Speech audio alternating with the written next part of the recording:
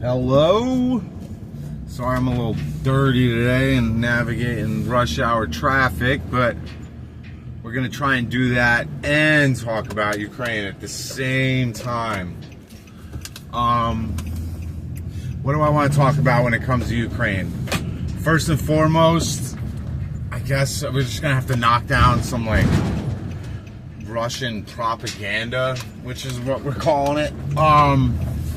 It seems to be this overall narrative, especially with Americans, that we shouldn't be helping Ukraine and that it's going to lead to World War III, and these things should be better off just ignored. We should just leave Ukraine to their own devices and let them just fight the war on their own. And if anything, let the Europeans deal with it, which essentially you're asking us to abandon the Europeans, who have been our allies for a long time now and have helped us with a lot.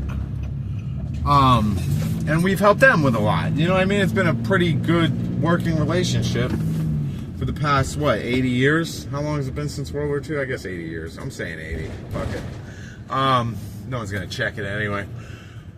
So, I think we should try and keep these relationships with our allies open. And in terms of Ukraine, where to even begin, right? Quick run through, quick summary. You have Yanukovych, who's the president in 2014. He promises a lot of his constituents and just the voting populace that he is going to join the EU, and if not join the EU, just make favorable trade deals with the EU. And a lot of Ukrainians really like this idea. And then upon election, he totally reneges and joins, the Eurasian economic, Russia's economic union. And so he's trying to join that, which leads to a bunch of protests, which are the Maidan protests. They get out of hand. Protesters start getting shot. People revolt. Yanukovych runs to Russia. And then ever since then, you have trouble in the Donbass, the annexation of Crimea, and, Russians just fueling the civil war in the Donbass, aiding them. And, you know what I mean? And this eventually leads to the full-scale invasion of Ukraine. And you get this narrative from, I guess, us Americans, which is just fucking frustrating at this point, that NATO was trying to expand, and because of this, Russia invaded. And thus, when you follow that dialogue tree, you get, that Russia has the casus belli for war. Casus belli means justification for war, and they're justified in invading Ukraine. Now, we need to do a little history, right? What is it, 92, 93, Budapest Memorandum, which essentially, the boiled down version is that the Russians, Americans sit down and the Soviet Union just collapsed. There's nuclear warheads everywhere in the old USSR, and we're trying to get a handle on these things because we don't want nuclear arms just, in a bunch of failed states, able to be sold to whoever. And we agreed that with the Russians and the Ukrainians that Ukraine is a sovereign country. They will give up their nukes to Russia because they didn't have the personnel to even maintenance the nukes at the time, because Ukraine was in such a desperate situation in terms of just economics and government, especially in the early 90s. And so we agreed, right? Everyone agreed. It's called the Budapest Memorandum. At least read the wiki on it. It's a big precursor to all of this. And we agreed that if they gave up their nukes, for world prosperity, because, less people with nukes, the less chance there is of nuclear war, it seems to follow. The Russians took the nukes, and they agreed that they were a sovereign country. And after these agreements, 30 years later, Russia decides to invade Ukraine. And now we get this narrative as if, the Americans couped the government, right? So, and the only real evidence you have of that is what, the Victoria Nuland call, which is really just her sharing her opinion on like who she'd rather run the country, right? Like there's no real concrete evidence that the United States government actually couped the Ukrainian government. They had democratically elected leaders for a while now. And I know there's historical precedent for America overthrowing democratically led leaders, just not this time. You know what I mean? Sorry. Just not there. I mean, I've looked through it and I don't see anything quite convincing that I would like call out. You know, I mean, I wouldn't defend America and like starting up banana republics in Guatemala because their president wanted to like seize land owned by American corporations. You know, like that was a bad thing. This time just wasn't, just didn't happen.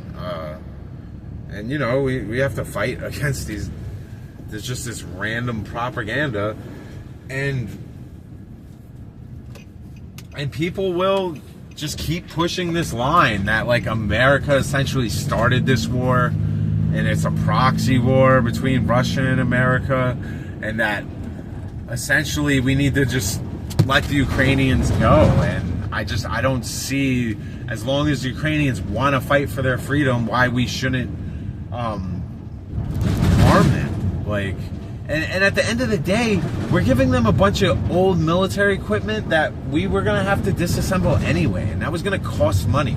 It's literally cheaper to give it to Ukraine. But people will die on this hill that like $200 billion that I guess we were just throwing out of jets over Ukraine could have went to like homeless veterans. Like, if we gave the homeless veterans M1 Abrams, like and HIMARS, I don't know how that helps their plight in the world. I just don't. So that point's just null and void.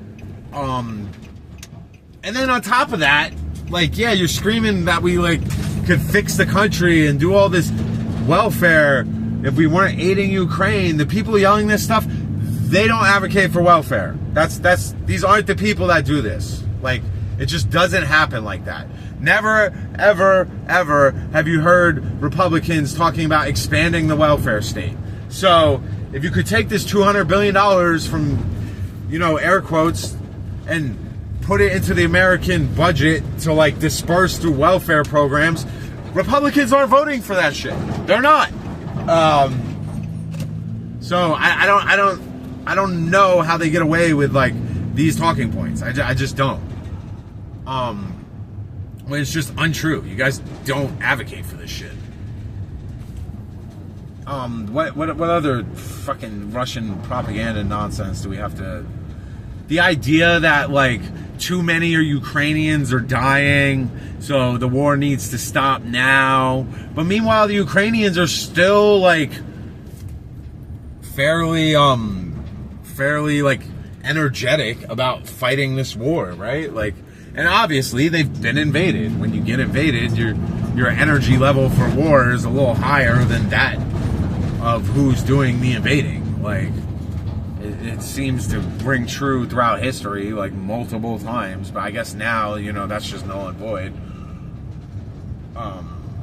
So when you hear politicians talking about all these Ukrainians dying and there has to be a ceasefire now, the problem is that most of these deals, these quote-unquote deals that Russia lays out for the end of the Ukraine war, have been turned down multiple times because, man, what do they want? They want the Donbass, Luhansk, Crimea. I think they're asking for Kherson, and like Ukraine controls most of Kherson, so like I don't know how they even get away with writing that in the negotiations.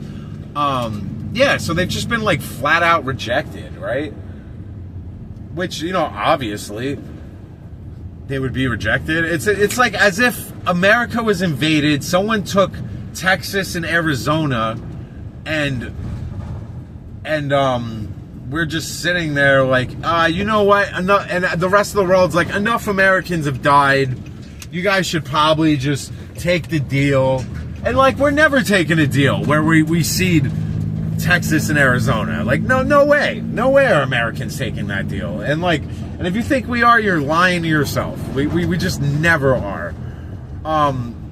Yeah, so yeah, I just wanted to talk about Ukraine. And yeah, and Biden allowing them to use longer range missiles inside of Russia. That's a good thing. I don't care about, oh, this could lead to nuclear war, this, that, and the third. Where like no nukes have gone off. You know what I mean? Yeah, they shot ICBMs that were missiles, but you know, they weren't nukes. You know, Russia, as far as I can tell, Russia ain't doing shit. They ain't doing nothing. They're on their 3-day special military operation that's now on year 3. Most of their army, from what we can tell, is just not to the quality that we thought it was. And yeah, we have a real chance at like crippling Russia for good. And they're doing everything they can to just convince you that they're doing good and they're actually the good guys. And like, they even squeeze in like trans issues in this propaganda, which is fucking utterly hilarious. But whatever. That's a topic for another day. Yeah, so just before you give up on Ukraine, I would ask you to just read the Budapest Memorandum, read a little bit of the history. Like, you don't even need like the full picture, like Holodomor and fucking the last 80 years, 90 years of Ukrainian history. Like, you really just need like the last 30 or 40, and you can get a pretty good picture that like this deal was made. Russia violated the deal. Within that deal, we granted that we would give Ukraine security assurances if this were to happen. This happened. We are giving them security assurances. Like, it's really not that complicated. But Russia's so busy spinning this fucking propaganda that half of you believe that like there's a real threat that we might stop aiding Ukraine because of some like esoteric nonsense that Russia's the good guy. Like, get out of here. I'm not buying this shit. You know what I mean? I don't know. I wanted to try and make this quick, 12-minute video. I try and keep them under 10 minutes. Just to, you know, talk while I'm driving home or whatever. So I hope you have a good day. If you disagree with me, you know, it sucks to suck. If you agree with me, good on you. You know, like, comment, subscribe. Tell me why you hate me. Love you. Bye.